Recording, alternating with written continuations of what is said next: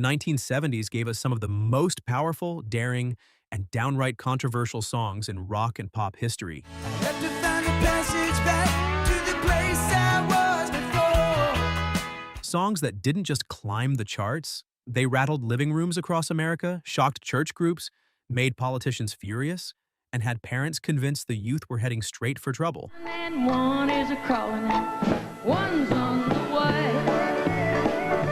Today, we're diving into the 1970s songs that shocked parents everywhere. Some were banned, some were protested, and some only became legends because of the outrage. And I guarantee you'll recognize more than a few. Number 10, Lola by the Kinks, 1970.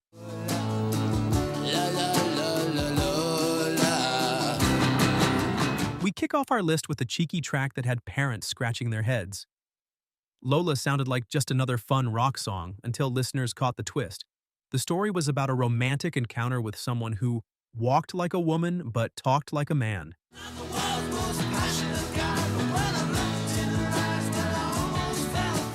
In 1970, that was scandalous. Radio stations hesitated, parents were baffled, and kids? They just loved how daring it was. Number 9, Brown Sugar by the Rolling Stones, 1971.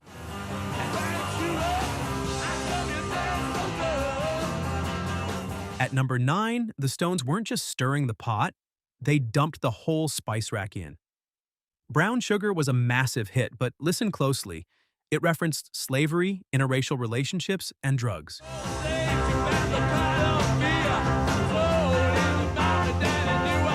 Parents weren't just shocked, they were furious. And yet, the song rocketed to number 1 on the charts, proof that sometimes controversy sells. Number 8, Imagine by John Lennon, 1971. Imagine there's no heaven. Soft, peaceful, and revolutionary. At number 8, Lennon's Imagine wrapped a radical message in a gentle piano ballad. Life in peace. Parents didn't hear peace. They heard anti-religion, anti-America, even communism. Churches called it dangerous. Politicians condemned it. But for young people, it was hope set to music. Number 7, Papa Was a Rollin' Stone by The Temptations, 1972. Papa was a rolling stone, my son, yeah. At lucky number 7, we've got Motown taking a dark turn. Papa Was a Rollin' Stone wasn't about romance or dancing. It was about an absent, unfaithful father. For teens, it felt raw and real. Mama, I heard Papa call himself a jack of all trades. Tell me, is that what... For parents, it hit too close to home, challenging the glossy picture of the perfect family they wanted to believe in. Number 6, The Pill by Loretta Lynn, 1975. Rude or how? 'Cause now I've got the pill. Country music enters the chat at number 6. Loretta Lynn's The Pill was country's first mainstream song about birth control. In small towns across America, parents and pastors went ballistic. And one is a-crawling, one's on the way. Some radio stations banned it completely. But for women, especially wives and mothers, it was liberating. Loretta stood tall in the controversy, and decades later, the song is remembered as groundbreaking. Number 5, Love to Love You Baby by Donna Summer, 1975.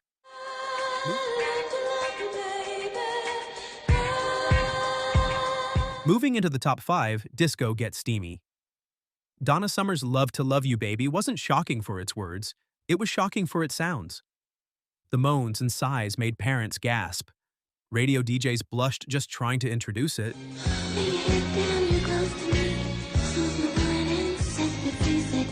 But on the dance floor, it was fire. This track made Donna Summer the queen of disco and made parents wonder if the world had lost all its morals.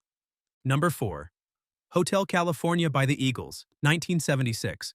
Welcome to the Hotel California. At number 4, one of rock's greatest anthems, and one of the most misunderstood. Hotel California was a metaphor for excess, addiction, and the dark side of fame. Place I was before. But parents swore it was satanic. They pointed to the lyrics about the beast and the haunting vibe. Rumors of devil worship spread like wildfire, making the song even more infamous. Number 3, God Save the Queen by the Sex Pistols, 1977. God save the Queen, the fascist regime. Now we're getting loud. At number 3, punk exploded with the Sex Pistols' God Save the Queen. Banned by the BBC in the UK, it still reached number 2 on the charts. We're the future, your future. God save the Queen. Across the Atlantic, American parents didn't need to understand the monarchy to be shocked. They saw punk as dangerous, dirty, and destructive. This was the sound of rebellion turned up to 11. Number 2, I Will Survive by Gloria Gaynor, 1978.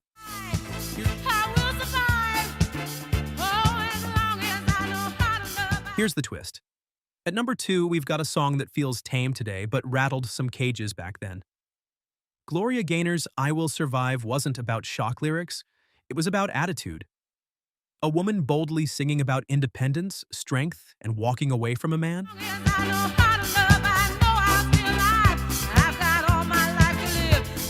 For many parents, especially fathers, it was unsettling.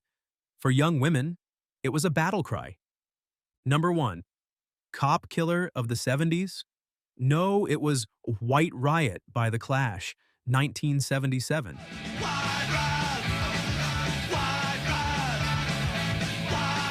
And here we are at number 1. When The Clash released White Riot, it wasn't just music, it was a call to protest. Inspired by real riots in London, it urged working-class kids to fight back. American parents heard it and panicked. The shouting, the raw guitars, the anger, it sounded like chaos.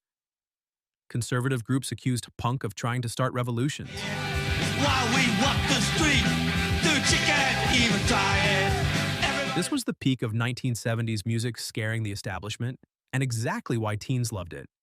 So there you have it. The 10 songs from the 1970s that shocked parents everywhere. From disco moans to punk rebellion, from birth control to imagining no heaven, these tracks didn't just soundtrack the decade. They shook the foundations of culture, family, and tradition. And maybe that's the beauty of it. Every generation has its music that horrifies parents and empowers kids. The 70s just did it louder, braver, and sometimes crazier. Now it's your turn. What was your song that caused the biggest fight at home? Was it disco, punk, country, or rock? Drop your memories in the comments. I guarantee someone else remembers the same drama.